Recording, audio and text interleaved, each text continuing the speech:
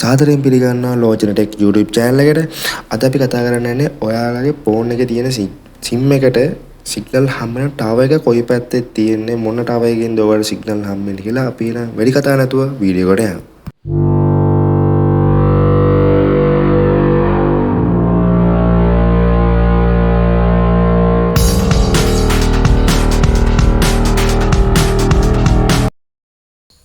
ඔයාලා ඉස්සෙල්ලා ඔයාගේ ෆෝන් එක Apple එක ගන්න Android එක ගන්න Apple Store එකට හරි Play Store එකට හරි ගිහිල්ලා open signal කියලා search කරන්න. එතකොට ඔයාලට දෙවෙනි result එක බලා ගන්න පුළුවන් open signal 5G 4G speed test කියලා. මෙන්න මේ app එක. අපි බලමු මේ app එකේ preview එක කොහොමද කියලා. අතන මේක හොඳ app එකක්.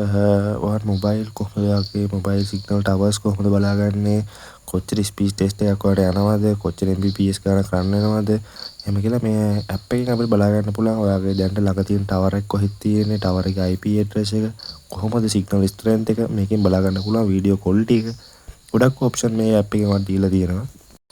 අපි දැන් මේක ඩවුන්ලෝඩ් කරමු බලමු කොහොමද ඇප් එකේ කොහොමද මොනවද තියෙන්නේ කියලා. මම ඩවුන්ලෝඩ් කරගත්තා. දැන් ඕපන් කරනවා.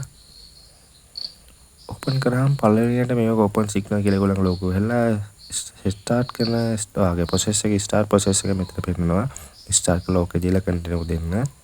පස්සේ මැප් ටික කන්ටිනියු එක දෙන්න. පස්සේ ඔයාලා ලොකේෂන් ඇක්සස් දෙන්න, සිම් ඇක්සස් එක දෙන්න. ඊට පස්සේ වීඩියෝ ටෙස්ට්, ස්පීච් ටෙස්ට් කියලා දෙකක් තියෙනවා. දැන් මගේ සිග්නල් ස්ට්‍රෙන්ත් එක අනුව මට බලන්න වෙන්නේ 720 න් තමයි වීඩියෝ ටික. මගේ යට සිම් එකක් තියෙන්නේ.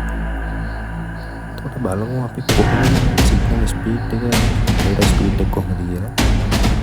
ඩවුන්ලෝඩ් ස්පීඩ් එක සාමාන්‍ය Mbps 500ක් තියෙනවා. අප්ලෝඩ් ස්පීඩ් එක කොහොමද අපිට මෙතන බලා ගන්න පුළුවන් වෙන්නේ කියලා.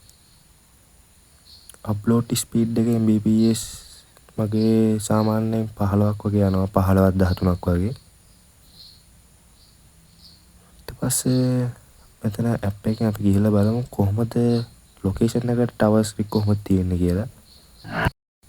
ඔයාට මෙතනින් ඔයා දැන් ඉන්න තැන රෆ්ලි ID එකක් ගන්න පුළුවන්. ඔයා ඉන්න තැන ලොකේෂන් එක මෙතන පෙන්නනවා.